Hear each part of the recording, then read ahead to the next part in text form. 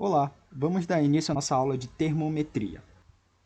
Para isso, nós temos que conversar um pouco sobre alguns conceitos simples que nós utilizamos de maneira errônea ou até confundimos no dia a dia. Dentre esses conceitos, nós temos a temperatura. A temperatura é a medida do grau de agitação das partículas que constituem o corpo. Por exemplo, eu peguei aqui moléculas de água em que elas estão em dois estados possíveis. Aqui eu tenho o grau de agitação um pouco menor, ou seja, elas estão mais agrupadas, um pouco mais tranquilas, enquanto que aqui no lado direito o grau de agitação delas é maior, elas estão mais espaçadas. Tudo bem? Ou seja, a temperatura no lado direito é maior do que a temperatura no lado esquerdo. O próximo conceito é de calor.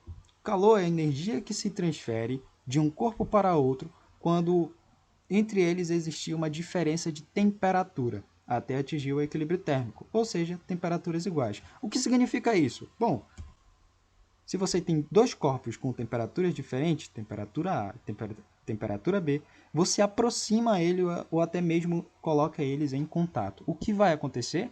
Bom, a tendência é que eles entrem em equilíbrio térmico, ou seja, as temperaturas serão as mesmas no final do processo. Ou seja, qual foi essa energia que passou de um corpo para outro? É a energia térmica. E a essa energia nós damos o nome de calor, que é energia em trânsito. Bom, escala termométrica ela é a seguinte. Se eu pegar meu celular agora e ver qual é a temperatura ambiente, vai estar indicando mais ou menos 28 graus Celsius. Bom, o que significa graus Celsius? Significa que eu estou utilizando a escala de temperatura em Celsius.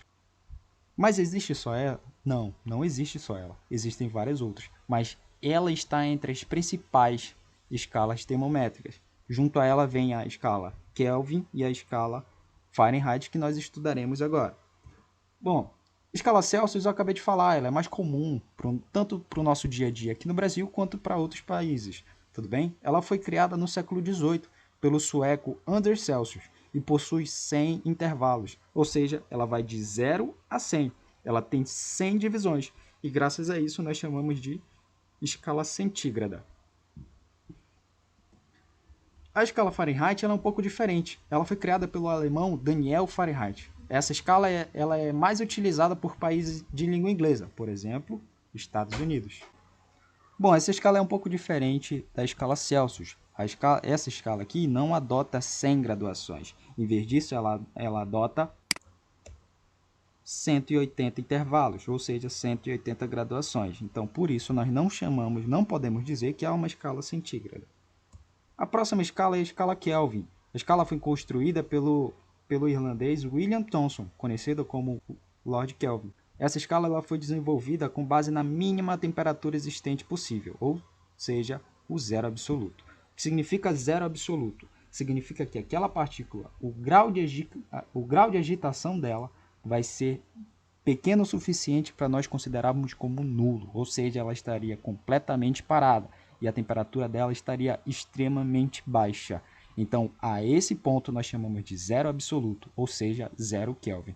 Mas, Robson, qual é a equivalência para o nosso dia a dia, se nós utilizamos graus Celsius? Quanto é que equivale o 0 Kelvin? Bom, o 0 Kelvin equivale a menos 273 graus Celsius, ou seja, é extremamente frio. E mais um detalhe sobre essa escala é a seguinte: a escala Kelvin ela é a única que não adota grau. Por exemplo, aqui eu tenho menos 273 graus. Em Fahrenheit tem também graus, graus Fahrenheit. Aqui em Kelvin não haverá isso, porque lembra, ela é uma escala absoluta. Tudo bem? Primeiro ponto, ela não admite valores negativos. Por exemplo, não existe menos 1 Kelvin, menos 2 Kelvin.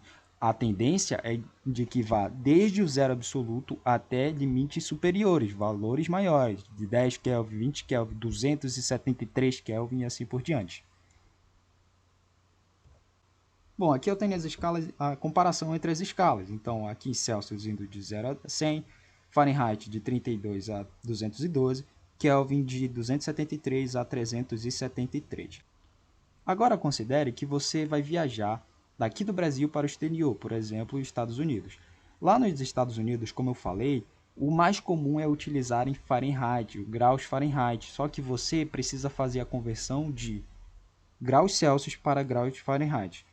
Bom, para você transformar essas equações, ou seja, converter de Celsius para Fahrenheit, que é o nosso exemplo, você precisa fazer o seguinte. Considere uma temperatura arbitrária aqui, que eu vou chamar de C. E aqui eu vou chamar essa temperatura arbitrária também de F. E aqui a temperatura arbitrária de K. Todas essas escalas elas são proporcionais, ou seja, se eu fizer, por exemplo, C menos 0 dividido por 100 menos 0, esta razão terá que ser igual a F menos 32 dividido por 212 menos 32. Ou seja, eu terei essa relação. Olha só, confere comigo. C menos 0 dividido por 100 menos 0. F menos 32, que é esse daqui, dividido por 212 menos 32. K menos 273, dividido por 373 menos 273. Todas essas proporções elas têm que ser iguais, porque essas escalas elas são equivalentes, ok? Ou seja, se a gente mexer um pouco nisso, a gente vai cair neste resultado aqui. Este resultado nós usamos para fazer a conversão entre temperatura. Por exemplo, se eu tenho a temperatura em Celsius, que foi o nosso exemplo de agora há pouco, e eu querer transformar para Fahrenheit, como é que eu faço? Substituo aqui na fórmula o meu grau Celsius para eu encontrar este resultado em graus Fahrenheit. Assim eu posso fazer também para Kelvin. Aqui eu tenho a equação mais simplificada. Temperaturas em Celsius, temperatura em Fahrenheit, temperatura em Kelvin. Então eu tenho essa equação para fazer a conversão de medidas de temperatura. Tudo bem? Agora detalhe, se eu quiser ir por exemplo, se eu quiser ir de Fahrenheit para Celsius, qual é a parte da equação que eu posso pegar? Eu posso pegar a que me convém, que é essa parte aqui.